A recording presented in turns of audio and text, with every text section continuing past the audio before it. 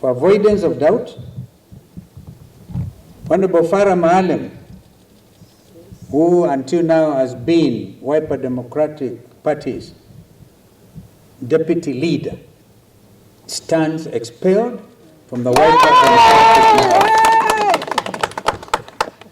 for violating the Constitution and the rights of Kenyans, and even abusing Kenyan mothers. He himself knows in his own mind, and it's for me a matter of grave, it's very heavy on my heart, because I've known Mheshimiwa Farah, used to be a reformist, campaigned for him seriously in Dadaab, against that time an ODM candidate, and we won for WIPER. Therefore, it doesn't give me any pleasure. Even if, because there's that thing they always follow in the Constitution, unless somebody resigns in writing to Mr. Speaker, all right, he will still sit there, like those renegade Jubilee MPs who are expelled. We know this.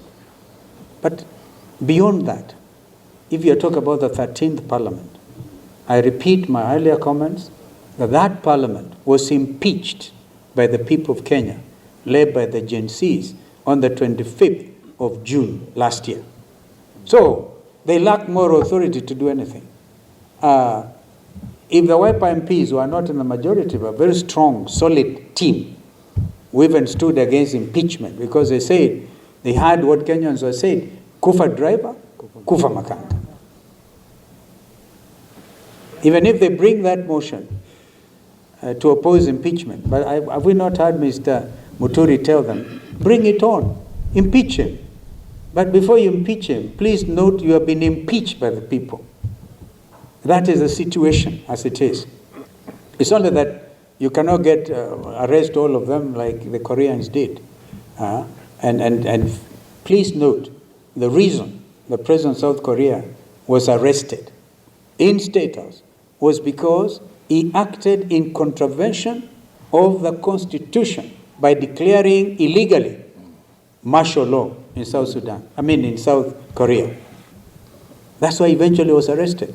We are talking about Mr. William Ruto, who has acted in contravention of the Constitution he sought to protect. The next round of demonstrations will go to arrest him.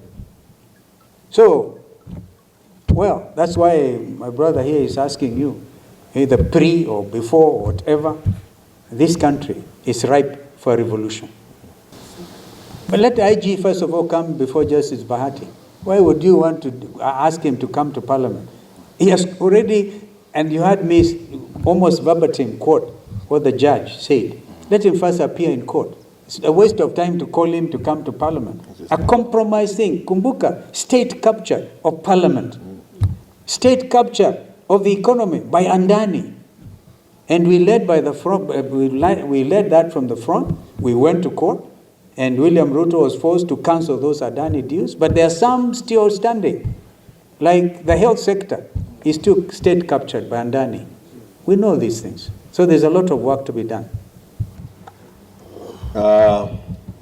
One is that I associate myself with the statement that has been led by our leader. And two, to say that the center can no longer hold. And William Ruto seems to have staged a civilian coup upon himself, because he has refused to constitute the IEBC. It's been confirmed here by Muturi that the abductions were really under his command, because he's the one who made the call, and the young man was released. So if your son or daughter is released and you cannot get hold of William Ruto, what does that mean to us?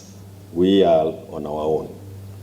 When we have the likes of Sudi, Kamket, Kimani Ichung'wah, and Farah Mari, allowing the utterances that we have heard from their mouths in the presence of William Ruto, and to the amusement of him, William Ruto, kwa sababu yeye ndio alikuwa anapiga makofi kuliko wananchi wanapokuwa. It means that the center is not holding, and we as Kenyans must heed the call that has been made by our leader, and we must prepare to do what the South Africans the people of South Korea have done.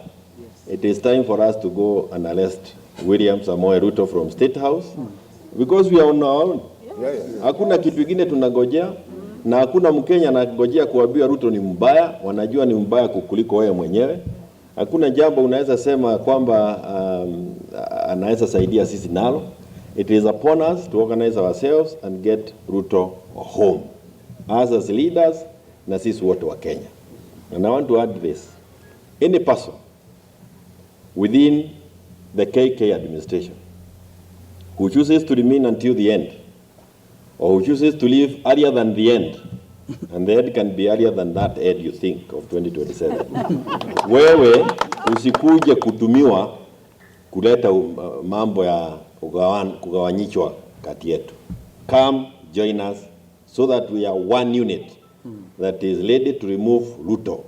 Usije kuanza kuleta mipango ingine mpya, kwa sababu you will have confirmed that you are actually an agent of William Ruto, na utakuwa ukimsaidia kutimiza yale akina Kamketi wanasema. If somebody says that he can extend the life of the presidency, na president mwenyewe amekaa hapo na hayasema chochote, you need to know there is something more than is catching the eye. Lakini Kenyans have resolved, you are not going to intimidate any of us, any of the Kenyans, that enough is enough. Na wakati wa kwenda ni sasa, na kama sio sasa ni sasa hivi. Asante sana. Well done. Bwana Ngunjiri, Kenyans have gone ahead of me and ahead of us.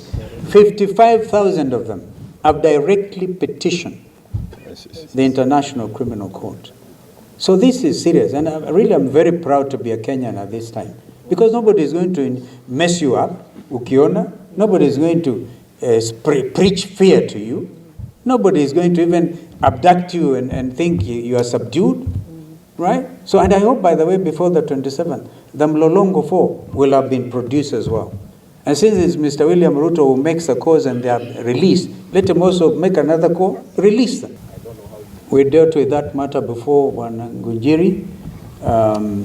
If you're referring to Koki Muli's candidature, right, that was already given green light by a High Court judge, and then those puppets we are making reference to went on appeal.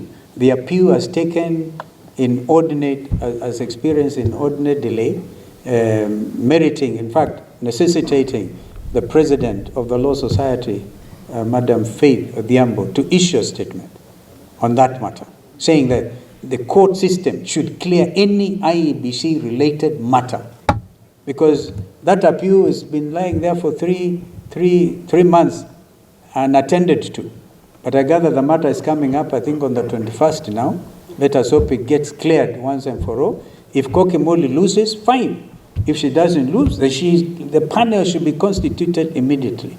Remember, we said, if by March there's no IBC, we will go to the streets, because these people are trying to pre-rig the 2027 election. On ICC, we have no problem. In fact, I think Paul Mwangi, dealing with the 2023 demonstrations, remember we lost over 65 Kenyans, and we wrote to the ICC. We are we can combine all this now, and I thank you, Bwana Ngunjiri. We will take this up, but we need to consult with Paul Mwangi and compile a very strong thing. This here, a criminal enterprise established, which is clearly in accordance with the stipulations under the Rome Statute. The government should resign. The person bearing the highest responsibility is William Ruto. I saw the headline in the Standard calling Nurdin the chief abductor. It is Ruto who is the chief abductor. So, this is the whole thing. The government, the entire machinery resigned. They got now his deputy president, Kindiki Kithure, poor fellow, was meant to lie. Hey, ajabu ya Kenya. But this is clearly now where we are, and I think this is unstoppable. Kenyans now know the truth, and they are not going to sit and be intimidated anymore. Kwa hivyo, wa Kenya, tujitayarishe. Asante.